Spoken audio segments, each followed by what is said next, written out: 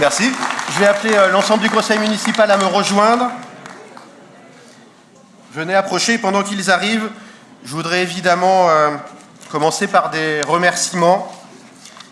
Merci à la MJC, à l'AMEC, à l'association Oriental Smani, qui vous ont régalé avec ces danses, et puis à Michel Costiou, qui est là-bas, au fond de la salle, qui est peintre du mouvement, et qui nous fait l'honneur d'être ici aujourd'hui. Ça faisait quelques temps que nous voulions l'accueillir. Il a peint en direct ces mouvements de danse, et c'est Michel Costiou qui accompagne cette année l'école Saint-Exupéry avec 2 classes de CE2 et de CP pour le livre infini, qui est notre livre chaque année de mémoire collective des morts pour la France, qui sont réécrits chaque année par nos écoles, accompagnés par un artiste. Cette année, c'est Michel, et qui est ensuite remis. Donc c'est un travail sur l'ensemble de l'année et qui est remis ensuite le 8 mai, et que nous collectons, c'est-à-dire que cette mémoire, elle est vive à Manille-les-Hameaux. Elle n'est pas uniquement écrite sur un monument aux morts, mais elle est réécrite chaque année par les enfants de notre commune avec un artiste et leurs enseignantes et enseignants. Donc merci Michel, merci aux 3 associations de tous les âges qui ont fait l'ensemble de ces pas de danse.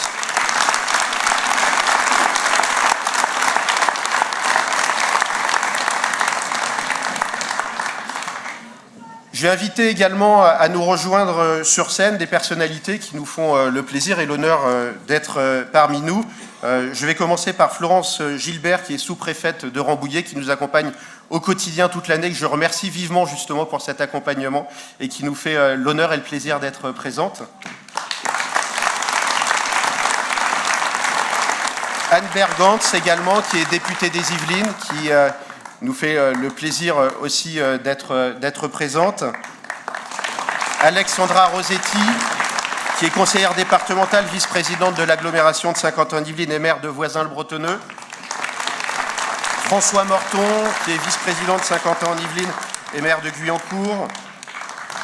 Ali Rabé, qui est vice-président de la communauté d'agglomération de Saint-Quentin également et maire de Trappes.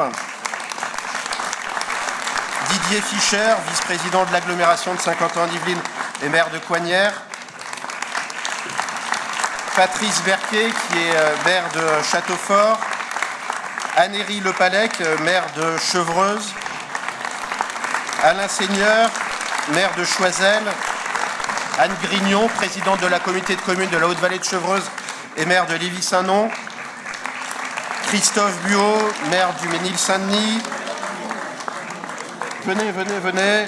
Pascal Hamon, maire de Milon-la-Chapelle. Jean-Luc Janin, maire de Saint-Forget. Olivier Bédouel, maire de Saint-Lambert-des-Bois.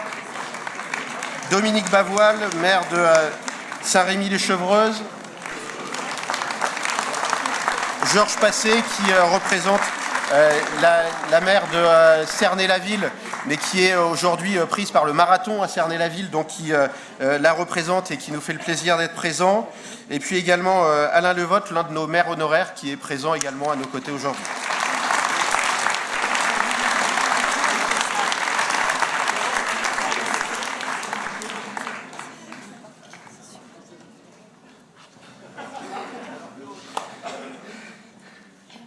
Claude Benmussa, maire de Senlis.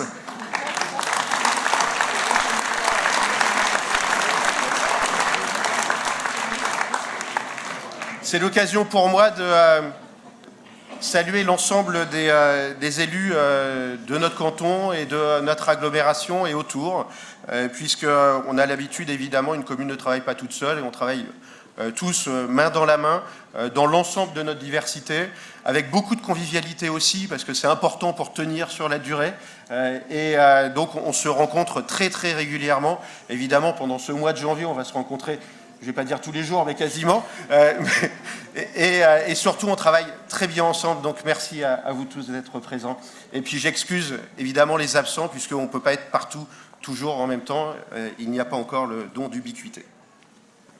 Madame la sous-préfète, Madame la députée, Madame la conseillère départementale, Mesdames et Messieurs les vice-présidents de la communauté d'agglomération, Mesdames et Messieurs les maires et les maires adjoints, Messieurs les représentants de la gendarmerie, Madame l'adjointe au chef du centre de secours de Manille-les-Hameaux, Mesdames et Messieurs les élus, Monsieur le maire honoraire, Mesdames et Messieurs les chefs d'entreprise, les présidents d'associations, Mesdames et Messieurs, chers amis. Voici donc une nouvelle année qui débute, alors que nous avons à peine vu passer l'année 2022, tant il y avait à faire entre l'épidémie qui continue, la guerre en Ukraine, la crise énergétique et les aléas climatiques qui se multiplient. Avec l'équipe municipale et les agents de nos services communaux, nous avons agi pour les habitants, pour l'avenir de notre commune, avec toujours à cœur le bien commun, avec toujours les objectifs de lutte et d'adaptation face au changement climatique, de lien et de solidarité entre les habitants pour que personne ne soit laissé de côté ou dans la difficulté, de participation au mieux à tous les âges, de fermeté et de dialogue dans les partenariats indispensables avec les autres collectivités et l'État. Sur tous les fronts, pour la continuité de nos services publics, dans toutes les circonstances, nous parvenons à faire avancer les projets. Vous avez reçu le compte-rendu de notre année de mandat dans vos boîtes aux lettres. Il reprend l'ensemble de ce que nous faisons avec vous dans le cadre du projet municipal et face aux crises. Vous y retrouverez par exemple pour 2022 la rénovation énergétique du gymnase Auguste Delaune, la cour passe au vert, un vaste projet de végétalisation de l'ensemble de nos cours d'école, l'extinction de l'éclairage public, l'apaisement de l'espace public à 30 km/h, le passeport du civisme pour la participation des plus jeunes à la vie de notre commune, les actions intergénérationnelles et toutes les activités et animations proposées, l'inauguration de l'espace pétanque et bien d'autres choses qui participent au bien vivre dans notre belle commune. Grâce à notre mobilisation collective, parfois durant plusieurs années, nous travaillons à présent à la concrétisation de projets importants dont la responsabilité dépend de collectivités partenaires. Et nous sommes très heureux de ces partenariats. C'est le cas de la démolition-reconstruction du collège, prévue depuis 2012, ou encore de la nouvelle médiathèque, pour laquelle nous avons accepté de participer financièrement pour l'obtenir, bien que ça ne soit pas directement dans notre compétence, car nous considérons que la lecture publique fait partie des essentiels. D'autres dossiers ne reculent pas, mais n'aboutissent pas. L'avenir de la Maison de l'Environnement, ici même, abandonnée par l'agglomération depuis 2015, reste en suspens. La ligne 18 demeure un rouleau compresseur contre nos continuités agricoles, hors sol, qui provoquera une augmentation du bruit dans l'environnement, tout en restant peu utile, alors que le réseau de bus et de transport, qui sont de la responsabilité de la région et qui sont notre quotidien, connaissent un dépérissement continu. Tout comme le bruit provoqué par l'augmentation du flux d'avions de l'aérodrome de Toussus-le-Noble ces dernières années. Sans oublier cette ligne très haute tension qui traverse toujours au-dessus d'une école, mais dont l'État responsable et l'agglomération qui en a aujourd'hui la compétence considèrent que c'est non prioritaire. Alors qu'à présent, la loi interdit la construction de ce type de ligne à moins de 500 mètres d'un établissement scolaire. Ou encore la médecine de proximité, dont la responsabilité incombe à l'État, en voie de disparition, tout comme l'hôpital et tout le système de soins, du fait de choix désastreux de gouvernements successifs, qui laissent les communes se livrer à toutes les concurrences pour attirer ne serait-ce qu'un médecin. Nous ne parvenons malheureusement pas à pallier à tous les manquements. Alors mon premier vœu, en ce début d'année, sera que chaque institution, dans les compétences qui lui incombent, parvienne à faire évoluer ces enjeux qui impactent fortement les citoyennes et citoyens dans leur quotidien. Nous serons toujours à leur côté pour y parvenir et ne lâcherons rien, car il s'agit particulièrement des intérêts des habitants de Manille-les-Hameaux. Élus locaux, nous connaissons particulièrement notre territoire et la vraie vie au quotidien. Le seul bien commun doit toujours prévaloir pour protéger la population, dans le respect d'un dialogue qui accepte enfin que les élus locaux représentent le premier échelon de notre démocratie. Que ce soit pour un égal accès aux services publics, pour un transport public utile et pour tous, pour un environnement sanitaire protecteur de chaque individu, cette valeur d'égalité doit habiter chacune des actions politiques et doit être toujours porté plus haut. Nous agissons actuellement dans un contexte qui n'a jamais été aussi délicat. C'est un euphémisme et je tiens à alerter publiquement, à la suite de nombreux collègues et de toutes nos associations d'élus locaux. La situation catastrophique pour nos collectivités et les services qu'elles apportent aux habitants résulte de dizaines d'années de mépris du service public, de recentralisation continue d'un État qui n'a même plus les moyens de gérer ne serait-ce que les renouvellements de passeports et cartes d'identité, pas plus que l'éducation et encore moins la santé, qui sont pourtant ses responsabilités directes. Et en même temps, qui supprime toute marge de manœuvre financière de notre démocratie locale, en ponctionnant de façon indécente dans nos budgets, tout en reprenant la main sur la fiscalité locale. Résultat, plus d'1,5 million ont été repris par l'État ces 10 dernières années à la commune de Magny-les-Hameaux. 620 000 € se sont ajoutés rien que ces 5 dernières années. Ça ne s'est pas arrêté. Nous recevions 1,5 million de dotation en 2012 et cette année, nous donnons à l'État 75 000 €. Je répète, nous donnons à l'État, en tant que commune, 75 000 €. Mon second vœu sera donc un respect de notre démocratie locale, des collectivités, qui sont la garantie de notre République concrète. Car à ce rythme, que le gouvernement nous dise quels services publics doivent supprimer les communes, les accueils périscolaires, les crèches, l'entretien des espaces publics, les routes, les bâtiments scolaires, ou encore la gestion de l'état civil.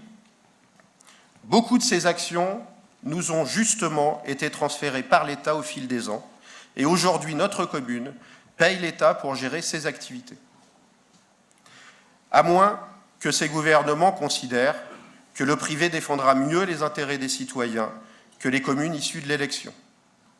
Comme nous voyons déjà que ce n'est pas vraiment le cas pour l'énergie, l'eau, la santé, qui sont pourtant des biens communs.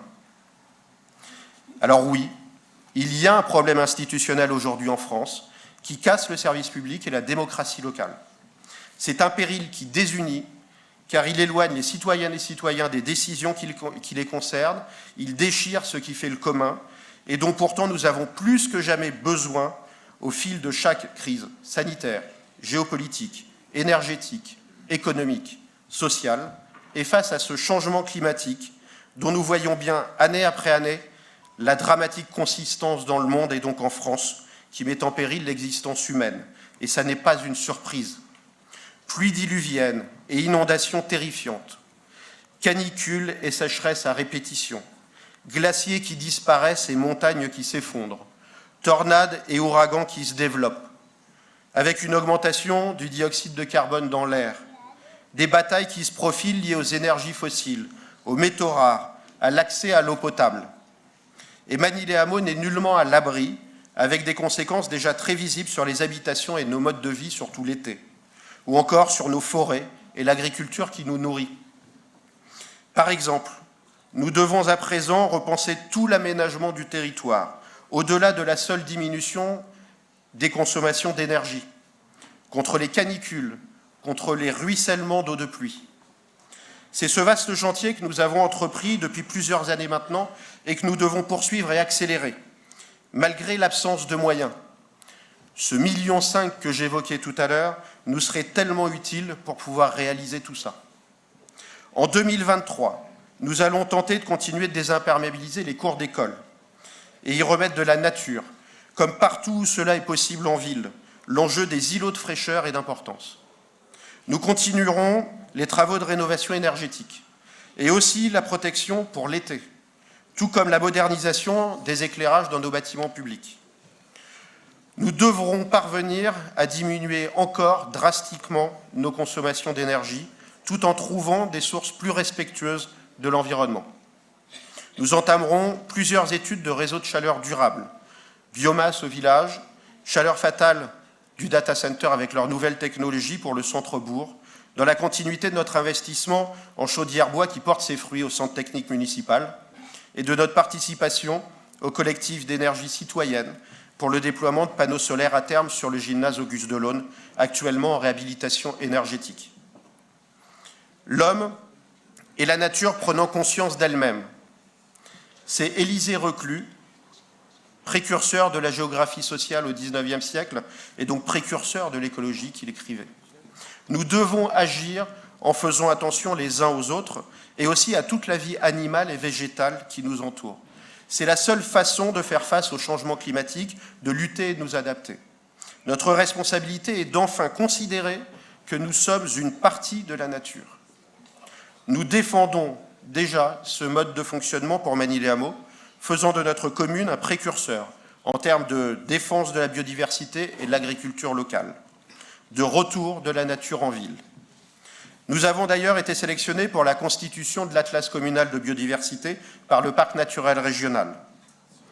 Et nous venons de recevoir la reconnaissance nationale de territoires engagés pour la nature.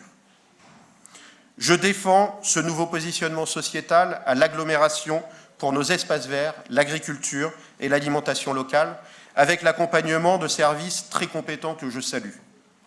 Nous parvenons à désimperméabiliser des espaces publics vieillissants de l'ex-ville nouvelle et à y intégrer plus de nature. Nous accueillons depuis septembre l'École supérieure des agricultures et bientôt Cuisine Mode d'Emploi, l'école du chef étoilé Thierry Marx, qui s'installera sur notre commune à la ferme de Bulloyer, aux côtés de la ferme école Graines d'Avenir déjà installée. L'enjeu de la formation et de l'insertion sont indispensables pour l'avenir de notre alimentation. L'étude sur nos restaurations collectives et nos productions locales permet d'accompagner nos décisions pour le futur dans l'ensemble des communes de Saint-Quentin en Yvelines. Et du côté de Magny-les-Hameaux, à ce sujet, nous changeons ce mois-ci de cuisine centrale, avec l'objectif de plus de faits maison et de produits locaux, à partir de la cuisine centrale de Rambouillet. Et nous étudions avec les habitants volontaires le cahier des charges de notre prochaine restauration scolaire. Il n'y a pas non plus d'écologie contre l'humain, malgré ce que tentent de faire croire quelques puissances d'argent et leurs alliés. Mais il y a bien une puissance mortifère qui détruit la planète, donc l'humain, au profit instantané de quelques-uns. Il faut le dire, ce monde-là est fini et nos générations doivent inventer le monde d'après qui n'existe pas encore. L'humain doit être plus que jamais au cœur de l'action publique.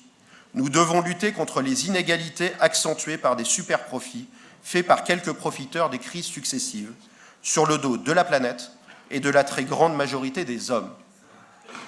À Magny-les-Hameaux, la solidarité est une base continue, commune et solide, constituée par nos aînés, que nous avons à cœur de maintenir et de faire vivre au jour le jour.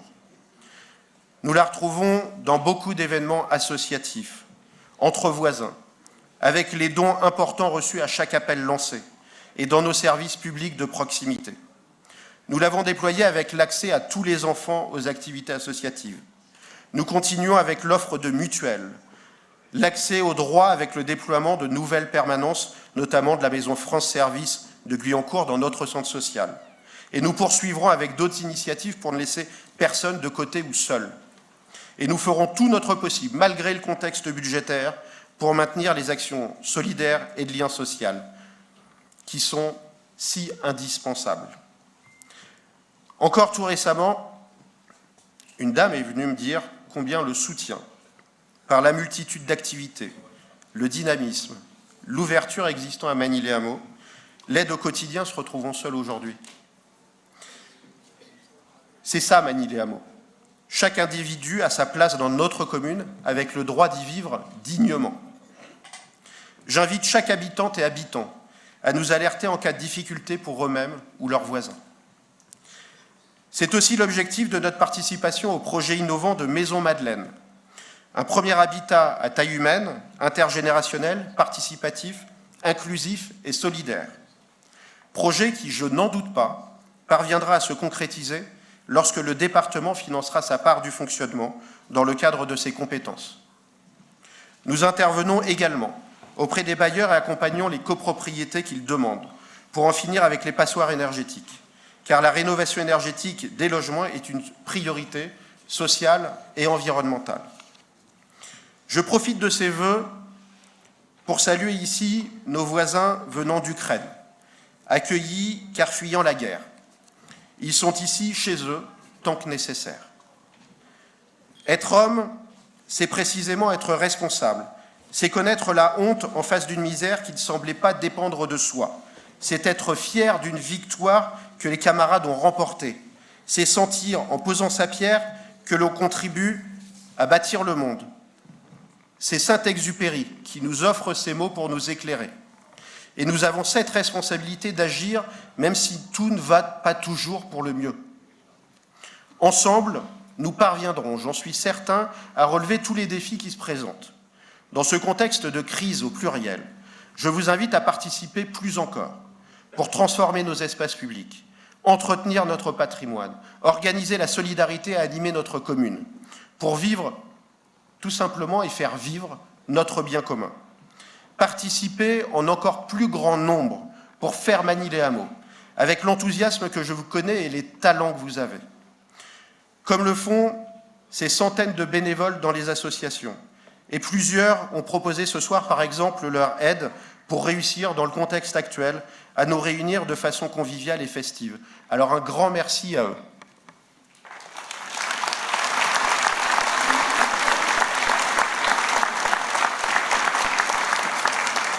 Et je voudrais citer Agathe, qui a 16 ans et qui doit être là-haut, derrière une caméra, qui tout simplement est venue nous voir et a dit pour l'organisation des vœux, je vous propose de vous aider. Elle a fait un stage à l'association Cinoche, qui fait l'ensemble de la vidéo ici bénévolement, cette jeune association de Manille-les-Hameaux.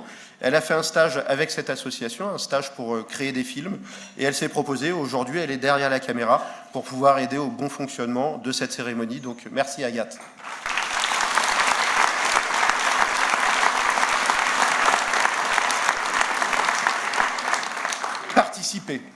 Participer comme ces habitants volontaires qui sont dans les différents comités consultatifs et autres réunions et ateliers proposés, pour contribuer collectivement aux réflexions. Votre engagement dans l'ensemble des comités est indispensable aussi, donc merci à l'ensemble des personnes qui y participent. Merci également à nos commerçants, artisans, producteurs locaux, à nos entreprises qui permettent de vivre et de travailler sereinement à Manille-les-Hameaux. Et puis participer, comme notre équipe municipale, qui est derrière, là, qui m'entoure, ces femmes et ces hommes qui ont choisi de se mettre au service des autres, pour vivre mieux ensemble et préparer l'avenir de notre communauté.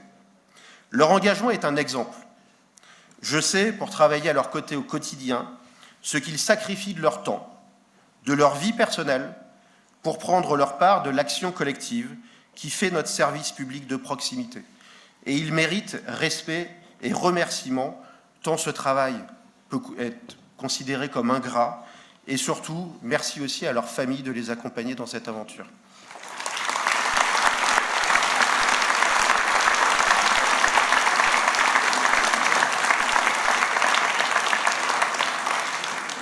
Et mes excuses à leurs familles. L'action publique est accompagnée par les agents de nos services communaux, des collectivités locales partenaires et de la fonction publique d'État. Leur professionnalisme et leur sens du service nous sont plus que jamais indispensables dans les méandres des dossiers administratifs, des réglementations et autres décisions qui peuvent être considérées parfois comme incompréhensibles. Ces agents de la fonction publique territoriale et d'État sont toujours là lorsque rien ne va. Nous l'avons bien vu lors du développement de l'épidémie du Covid, mais aussi à chaque aléa climatique, à chaque crise. C'est la force du service public, la continuité au service de tout le monde. Alors merci à nos agents du service public et vous me permettrez des remerciements appuyés pour nos agents communaux.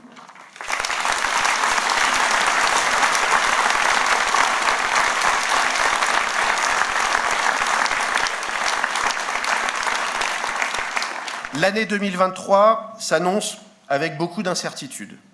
Mais j'ai confiance en notre capacité collective à nous transcender pour relever les défis qui nous feront face. C'est encore Saint-Exupéry. Voyez-vous, dans la vie, il n'y a pas de solution. Il y a des forces en marche, il faut les créer et les solutions les suivent. Et c'est ce troisième vœu de force collective qui a rassemblé que je souhaite pour Magny-les-Hameaux, pour engager cette nouvelle année, pour que chaque individu, chaque famille, dans notre belle commune, puisse vivre entouré, protégé, vivre dignement et en paix. Avec notre conseil municipal, je vous souhaite donc, à vous, à vos proches, une très belle année 2023.